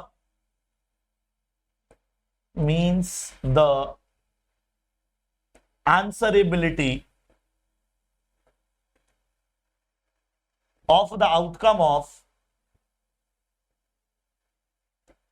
given task। मतलब सर, मतलब ये कि दिए हुए काम का जो भी आउटकम आया उसकी आंसरेबिलिटी को अपन अकाउंटेबिलिटी कहते हैं। दिए गए काम का जो भी आउटकम आया उस आउटकम के आंसरेबिलिटी को अपन अकाउंटेबिलिटी कहते हैं। ठीक है जी गाइस, डन है जी गाइस। चलिए सर आगे बढ़ते हैं फिर। तो power to command, obligation to perform the task, and accountability means answerability of the assigned task. ठीक है जी गाइस, ओके। अब इनका एक डिफरेंस देख लेते हैं यार, है ना। इनका जो डिफरेंस है अपन एक बार वो देख लेते हैं। ओके, डिफरेंस इसी में आ जाएगा। हाँ इसी में आ जाएगा।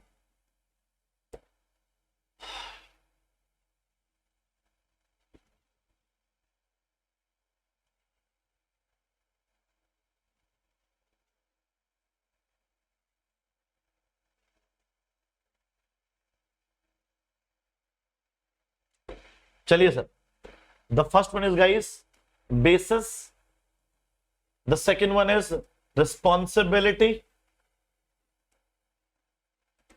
then authority, and then accountability.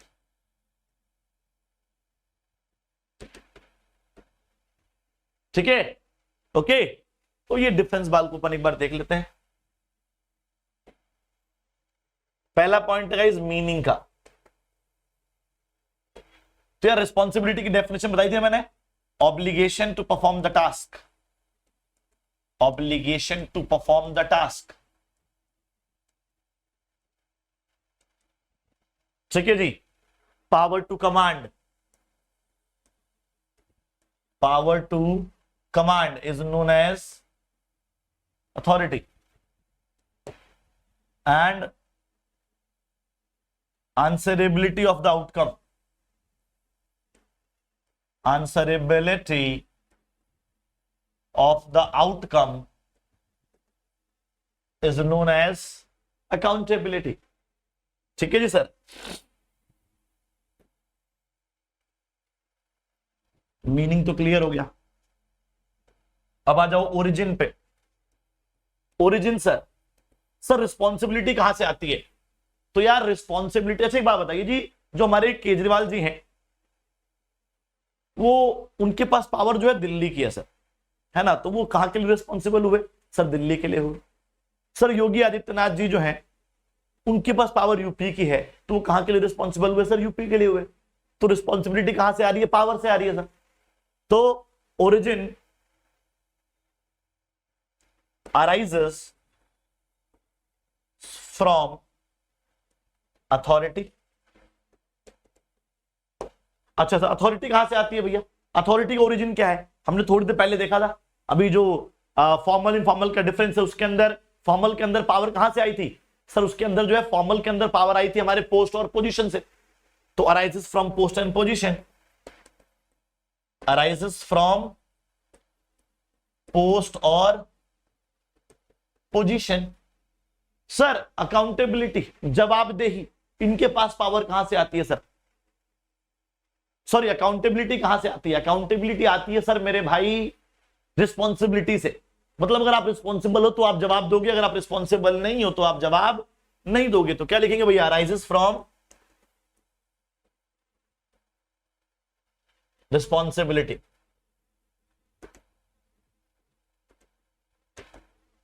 ठीक है जी।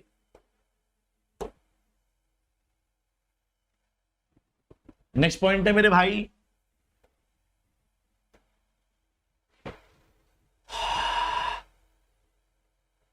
Direction slash flow. तो यार रिस्पॉन्सिबल कौन था? सर सबऑर्डिनेट रिस्पॉन्सिबल था सुपीरियर द्वारा दिए गए काम के लिए। तो subordinate is responsible toward superior. तो डायरेक्शन क्या हो गया सर? अपवर्ड हो गया sir, upward from subordinate to superior.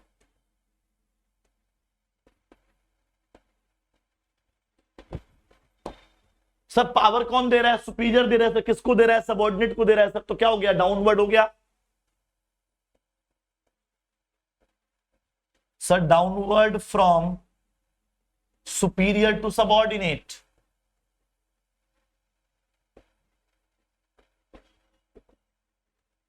जवाब कौन देगा सर? सबऑर्डिनेट देगा। किसको देगा? सुपीरियर को देगा सर। तो अपवर्ड हो गया। Upward from subordinate to superior sir. ठीक है जी।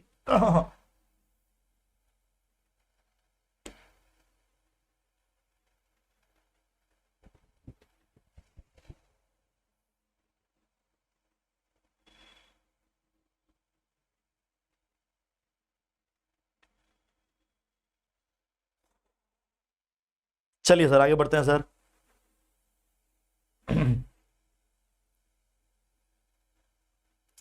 लास्ट पे आते हैं सर।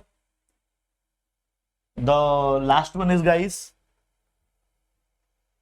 Delegation, further delegation. क्या रिस्पॉन्सिबिलिटी को किसी और को सौंपा जा सकता है? जैसे मान लीजिए मैंने आपको रिस्पॉन्सिबिलिटी दी, तो क्या आप वो रिस्पॉन्सिबिलिटी किसी और को सौंप सकते हो? ये सिर्फ सौंप तो सकते हैं। जैसे मान लीजिए भैया मॉनिटर को दिया गया काम, तो फर्स्ट मॉनिटर ने सेकंड मॉनिटर को दे दिया, तो क्या वो अपनी रिस्पॉन्सिबिलिटी से फ्री हो गया?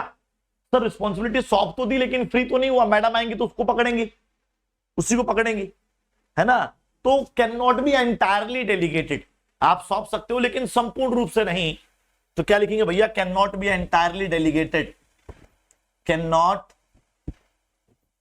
B entirely delegated. पावर कहां से आती है जी भैया? पावर, हाँ जी एवरीवन, पावर कहां से आ रही है सर? Can be delegated. अब भैया मैंने मान लीजिए आपको काम दिया, रिस्पॉन्सिबिलिटी सौंपी, तो मैं आपको पावर भी दूंगा, तो पावर को डेलीगेट करना कंपलसरी होता है गाइस। ठीक है, सो कैन बी डेलीगेटेड। अच्छा जी, अब मैडम आएंगी, मैडम ने मुझसे जवाब मांगा। एवरीवन, मैडम आई, मैडम ने मुझसे जवाब मांगा, मुझे जवाब देना पड़ेगा सर, यस और नो। ठीक है जी। तो क्या मैं वो रिस्पॉन्सिबिलिटी किसी, अकाउंटेबिलिटी किसी और को सौंप सकता हूं कि यार मेरी जगह जाके तू जवाब दे दियो? नहीं sir, it is not possible. So can not be delegated. Can not be delegated sir, सौंप नहीं सकते सर। ठीक है, तो ये डिफरेंस सवाल को आपका अथॉरिटी, रिस्पॉन्सिबिलिटी, अकाउंटेबिलिटी के अंदर।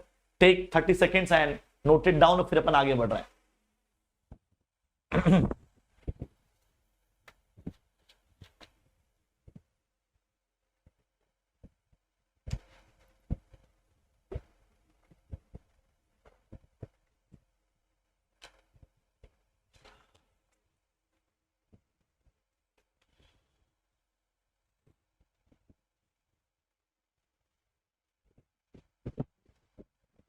चलिए सर आगे बढ़ते हैं सर। अब आते हैं sir decentralisation, last topic of this chapter guys, decentralisation. Sir decentralisation क्या होता है? एक बार डायग्राम समझते हैं सर, पहले सेंट्रलाइजेशन समझते हैं फिर डिसेंट्रलाइजेशन समझते हैं। ठीक है जी।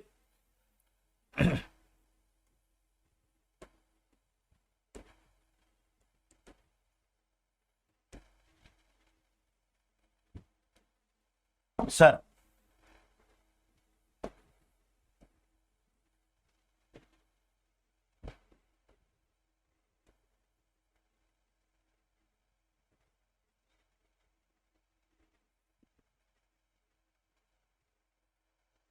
तो भैया जब सारी डिसीजन मेकिंग पावर कुछ लोगों के हाथ में हो, सेंटर में हो, उसे क्या बोलते हैं जी? सेंट्रलाइजेशन।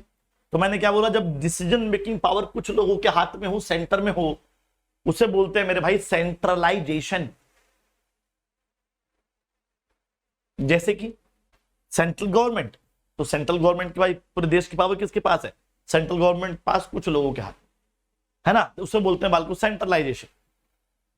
फिर बात करते हैं मेरे भाई डिसेंट्रलाइजेशन। तो भैया जब सारी डिसीजन मेकिंग पावर बांट दी जाए, लोगों में डिस्ट्रीब्यूट कर दी जाए, उसे बोलते हैं मेरे भाई डिसेंट्रलाइजेशन। डायग्राम के थ्रू देखिए प्लीज।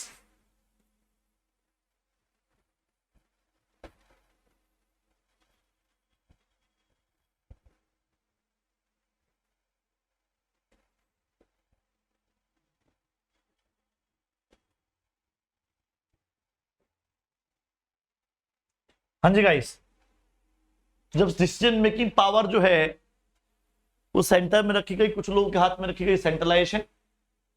और जब डिसीजन मेकिंग पावर गाइस बांट दी गई उसे बोलते हैं डिसेंट्रलाइजेशन, कि यार जो मन में आए आप लोग करो, आपके पास पूरी फ्रीडम है। जैसे मान लीजिए मैं बोलता हूं पार्टी है तो पार्टी का मेन्यू आप डिसाइड करो, वेन्यू आप डिसाइड करो, ठीक है जी, अमाउंट आप डिसाइड करो, हर एक चीज मैंने आपको फ्रीडम दे दी, तो that is known as decentralisation.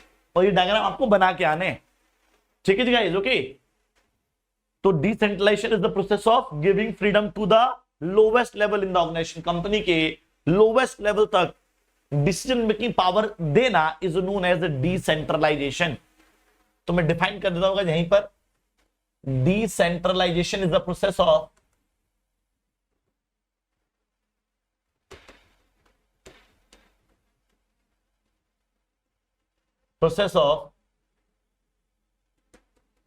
giving decision making power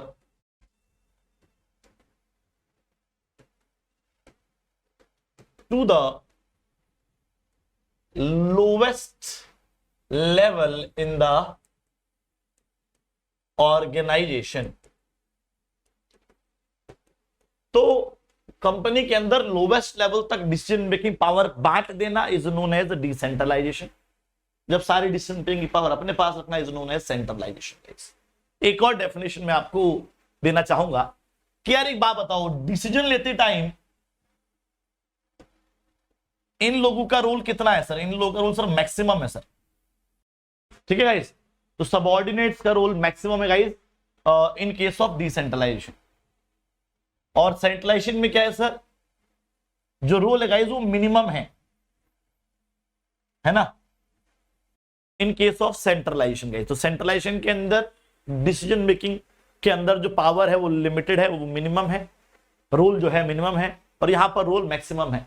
तो डिसेंट्रलाइजेशन की दूसरी डेफिनेशन सुन लो क्या भैया, कि जब आप रोल को इंक्रीज करते हो तो डिसेंट्रलाइजेशन, और रोल को डिक्रीज करते हो तो सेंट्रलाइजेशन, ठीक है, ओके। तो दूसरी डेफिनेशन भी लिख ही लेते हैं मेरे भाई।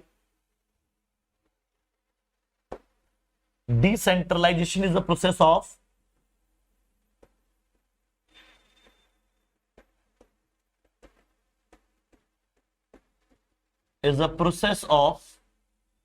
increasing the roles of subordinates, increasing the roles of subordinate। तो सबऑर्डिनेट के रोल को इंक्रीज करना is known as a decentralisation. Clear है मेरे भाई? क्लियर है क्या?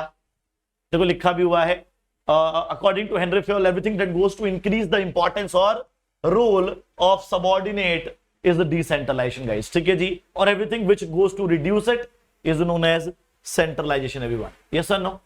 एक और definition है यार कि decentralization refers to systematic efforts to delegate the lowest level, है ना, पावर को lowest level तक बांटना is also known as decentralization। मैं ऑलरेडी आपको बता चुका हूं गाइस, ठीक है जी। तो अब रिवीजन सुनो फटाफट, हमने क्या क्या कवर किया आज। सबसे पहले सर मैंने मीनिंग कवर किया। तो ऑर्गेनाइजिंग क्या होता है जी? Organising is a process of arranging the resources, man machine money material, ठीक है। उसके बाद सर जी हम लोगों ने ऑर्गेनाइजेशनल स्ट्रक्चर कवर किया। ऑर्गेनाइजेशनल स्ट्रक्चर वो शेप होती है जिसके अंदर सारे managerial and operational task perform किए जाते हैं। उसके बाद हम लोगों ने क्या देखा जी? ऑर्गेनाइजेशनल स्ट्रक्चर दो तरह का होता है सर। एक होता है फंक्शनल स्ट्रक्चर, वो स्ट्रक्चर जो फंक्शंस के बेस पे क्रिएट होगा, प्रोडक्शन, मार्केटिंग, फाइनेंस, एचआर। और वो स्ट्रक्चर जो प्रोडक्ट्स के बेसिस पे क्रिएट होगा उसे बोलते हैं मेरे भाई डिविजनल स्ट्रक्चर। उसके बाद हम लोगों ने टाइप्स ऑफ ऑर्गेनाइजेशन किया। टाइप्स ऑफ ऑर्गेनाइजेशन, तो ऑर्गेनाइजेशन दो तरह का था मेरे भाई, एक था फॉर्मल, दूसरा था informal. Formal organisation is an official organisation which is created deliberately, which have a scalar chain fixed structure, which is what, which is independent, and informal organization structure is a structure which is created automatically for social satisfaction, which have free flow and the independent, there is no independency, even there is a dependency on the formal structure guys, ठीक है जी। उसके बाद हम लोगों ने delegation cover किया, काम सौंपा। और काम सौंपने के हम लोगों ने तीन जो स्टेप्स देखे इसके। पहला responsibility, power to command, responsibility मतलब obligation to perform the task, authority power to command, and accountability जवाब देना, है ना, answerability of the outcome of the given task, and last topic बाल को हम लोगों ने डिसेंट्रलाइजेशन पढ़ा। यही था यार डिसेंट्रलाइजेशन जो है गाइज जब कुछ लोगों के हाथ में पावर हो, सेंट्रलाइजेशन, और जब पावर बांट दी जाए उसे बोलते हैं मेरे भाई डिसेंट्रलाइजेशन। ठीक है guys, done done done done done done. चलो जी, अच्छा एक बात लास्ट में बताना चाहता हूं मैं आप लोगों को, सर जब पावर किसी एक बंदे को देते हैं उसे बोलते हैं सर जी अपन डेलीगेशन, और जब पावर सब में बांट दी जाती है उसे बोलते हैं सर अपन डिसेंट्रलाइजेशन। तो जब पावर आप किसी एक बंदे को दे रहे हो क्या बोलेंगे सर जी उसे डेलीगेशन, और जब आपने पावर सब में बांट दी उसे बोलते हैं सर जी decentralisation. So if we delegate the authority we multiplied by 2, काम 2 लोगों में बढ़ जाता है, और if we decentralise it we multiplied by many, बहुत सारे लोगों में बढ़ जाता है गाइस। ठीक है जी, ओके तो बस इतना ही था भैया चैप्टर के अंदर। और किसी बच्चे ने डिमांड भी करी थी कि सर लिख लिख के पढ़ाया करो, वो पीपीटी में लिख के मत लाया करो, तो आज मैंने वैसा ही किया है क्योंकि हम लोग सबकी सुनते हैं, मैं खुद पर्सनली कमेंट्स रीड करता हूं आप लोगों के, तो अगर आपको कोई और भी डिमांड हो तो आप प्लीज जो है उसको बताइएगा, हम अपन देखेंगे। सर होमवर्क क्या है, तो होमवर्क भैया सिंपल सा एक है कि आप जो है ना वो डिफरेंस अच्छे से कर लेना यार, है ना, डिफरेंस को आप अच्छे से एक बार जो है रिवाइज कर लेना। Okay, revise it well. चलो, तो thank you so much everyone, hopefully you really enjoyed the session and hopefully you really learned a lot. So मिलते हैं बहुत ही जल्द आप लोगों से एक नई वीडियो के अंदर। Till then bye bye, take care, जय हिंद जय भारत गाइस, ख्याल रखिए अपना।